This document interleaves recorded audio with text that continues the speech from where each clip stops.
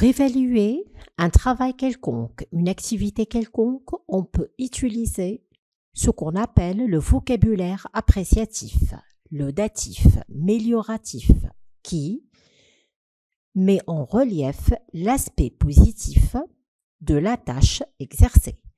On peut par contre utiliser un vocabulaire dépréciatif, péjoratif, qui met l'accent sur l'aspect, si vous voulez, négatif d'une tâche. Commençons d'abord par expliquer le vocabulaire appréciatif. Qu'est-ce qu'on entend dire par le vocabulaire appréciatif et qu'est-ce qu'on entend dire par le vocabulaire dépréciatif. Donc, le vocabulaire appréciatif est un vocabulaire valorisant, constitué de noms, par exemple une merveille, la beauté, de verbes briller, plaire, d'adjectifs grandiose, magnifique, sympathique, etc. Le vocabulaire dépréciatif est un vocabulaire dévalorisant, constitué de noms, comme dégoût, déception, comme verbe, mépriser, déplaire, dégoûter, comme adjectif, sale, méprisable, etc. Voilà donc si vous voulez, comment on peut définir le vocabulaire appréciatif et le vocabulaire dépréciatif. On va passer immédiatement aux exercices d'application. On va commencer par le premier exercice. Pour parler d'un travail épanouissant qui s'oppose bien sûr au travail démotivant, on peut recourir à des adjectifs appréciatifs ou dépréciatifs. Je commence par le premier adjectif. Donc, je vais d'abord vous lire toute la liste d'adjectifs proposés. Aisé, dur, contraignant, flexible, libérateur, asservissant, ennuyant, passionnant, lassant, agréable, éreintant, rentable, mal rémunéré. Donc, je reviens à ma liste et je vais essayer de remplir mon tableau. Un travail épanouissant. Donc, je vais commencer par le premier adjectif, aisé. Aisé, c'est-à-dire facile. Donc, ça ne peut être qu'un travail épanouissant. Dur, au contraire, pénible, c'est un travail démotivant. Une activité dure, une besogne dure, nous démotive parce que ça nous demande beaucoup d'efforts, soit donc au niveau du corps, soit au niveau de l'esprit. Contraignant. Contraignant, c'est plutôt un travail démotivant. Contraignant qui présente beaucoup de contraintes, beaucoup d'obligations. Flexible, au contraire, c'est un travail épanouissant. Un emploi de temps flexible. Vous ouvrez votre magasin quand vous voulez, vous le fermez quand vous voulez. D'accord? Par exemple, ce n'est pas un travail au sein d'une administration. Vous devez être à l'heure à 8 heures, vous devez quitter à midi et revenir à 14 heures pour quitter également à 17 heures. Donc, c'est trop contraignant, c'est trop obligeant. Libérateur, ça nous libère. C'est un travail épanouissant. Par opposition, un travail asservissant. Le travail à la chaîne, par exemple, est un travail asservissant qui asservit l'ouvrier, qui fait de lui une machine passive qui ne réfléchit pas et qui ne fait qu'exécuter des ordres. Ennuyant, je m'ennuie à mourir en faisant une activité, excusez-moi donc, c'est un travail démotivant. Je m'ennuie, je me lasse. Je trouve les heures longues et interminables, par opposition au travail passionnant. C'est une passion qui me procure du plaisir, qui me satisfait. Lassant, c'est un synonyme de ennuyant, donc c'est un travail démotivant. Agréable, bien sûr, c'est un travail épanouissant. Éreintant, c'est un travail démotivant. Éreintant, c'est-à-dire fatigant, épuisant, harassant. Un travail éreintant, c'est-à-dire fatigant, épuisant, harassant. Rentable, c'est un travail épanouissant. Lorsque vous êtes bien payé, bien rémunéré, c'est un travail rentable, bien sûr, vous êtes épanoui. Lorsque vous êtes mal rémunéré, vous êtes démotivé parce que vous êtes malheureusement mal payé. Je passe à l'exercice suivant. Complète avec. Donc, ce travail épanouissant, il suscite quoi? Il crée quel sentiment chez celui qui l'exécute, celui qui l'exerce? Même chose avec le travail démotivant. Il génère quoi? On va donc commencer par lire la liste. Plaisir, gêne, malaise, contentement, souffrance, inquiétude, euphorie, ennui, joie, satisfaction, dysphorie, épanouissement et bien-être. Donc, le travail épanouissant suscite, bien évidemment, ça suscite du plaisir.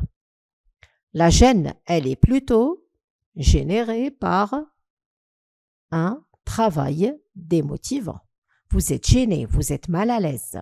Donc, ça rejoint donc la troisième expression de la liste, c'est le malaise par opposition au bien-être. Le contentement, ça vient de content.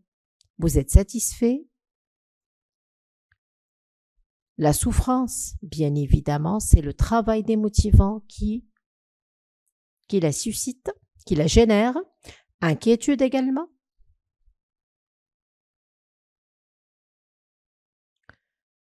Euphorie, c'est plutôt donc un travail épanouissant. L'euphorie, c'est le plaisir, c'est la joie.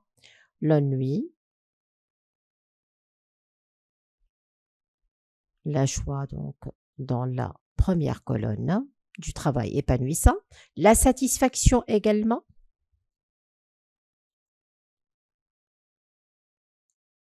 La dysphorie par opposition à l'euphorie.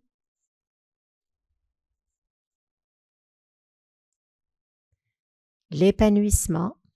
Et un travail épanouissement ne peut que susciter de l'épanouissement. Et bien sûr, du bien-être. Voilà donc pour ce deuxième exercice. On va classer maintenant les mots proposés dans le tableau ci-dessous pour décrire un directeur. Votre directeur, donc, peut être quelqu'un de bon, de gentil, peut être également quelqu'un de méchant, d'autoritaire, de sévère, etc. Donc, on a un vocabulaire appréciatif pour décrire un bon directeur, donc qui entretient de bonnes relations avec ceux qui travaillent avec lui, avec qui, si vous voulez, le dialogue est facile, avec qui la communication est très aisée, par opposition à un directeur sévère, incompréhensif. Donc le dialogue avec lui ne semble pas fructueux. Un directeur donc sévère. Sévère, c'est dépréciatif. Autoritaire. Autoritaire, c'est quelqu'un qui veut qu'on lui obéisse, sans discuter. Tolérant. Au contraire, tolérant, donc, c'est un vocabulaire appréciatif. Intransigeant. Intransigeant, il ne pardonne pas. Si vous faites une bêtise, ou une gaffe, ou une faille, il est intransigeant. Si vous voulez, intransigeant, c'est par opposition. Intransigeant, je vais écrire donc. Intransigeant, si vous voulez, c'est par opposition à indulgent. Indulgent, c'est quelqu'un qui pardonne, qui est compréhensif. D'accord? Compréhensif, donc, ça fait partie. Donc, indulgent, ça ne figure pas dans la liste, mais j'ai ajouté par opposition à intransigeant. Dur, bien sûr que c'est un vocabulaire dépréciatif. Cruel, il n'a pas de cœur, il est très méchant. Jovial, au contraire, il est toujours souriant, toujours gai, toujours chaleureux, convivial, donc il vous accueille le matin avec un large sourire, il vous encourage, il vous met à l'aise, etc. Voilà donc pour le directeur. Une collègue qui travaille avec vous, donc, peut également soit vous procurer un plaisir, un bien-être, soit au contraire un grand malaise et une gêne. Là donc, la croiser tous les matins ou la voir tous les matins, c'est quelque chose qui devient insupportable, qui démotive. Une collègue, c'est-à-dire quelqu'un qui travaille avec vous dans le même, soit dans le même, par exemple, lycée si vous êtes professeur, soit donc dans la même usine, soit dans le même, si vous voulez, dans la même administration, etc. Vous êtes des collègues. Ingrate, donc c'est un vocabulaire dépréciatif. Quelqu'un d'ingrat, c'est quelqu'un qui ne reconnaît pas ce que vous lui avez fait de bien. C'est par opposition à reconnaissante. Vous l'aidez, vous lui prêtez main forte par exemple, elle est reconnaissante, elle vous fait de même, elle est ingrate, elle ne reconnaît rien de ce que vous faites, donc elle est ingrate. Elle est antipathique, c'est un vocabulaire dépréciatif, pardon. Elle est aussi donc fidèle, oui, elle est fidèle à vous. Serviable, elle vous rend service aussi, elle vous prête main forte lorsque vous avez besoin. Elle est profiteuse. Alors là, c'est tout à fait dépréciatif. Elle est médisante, elle dit du mal des autres. Elle est médisante. Elle dit du mal des autres collègues, peut-être du directeur, etc.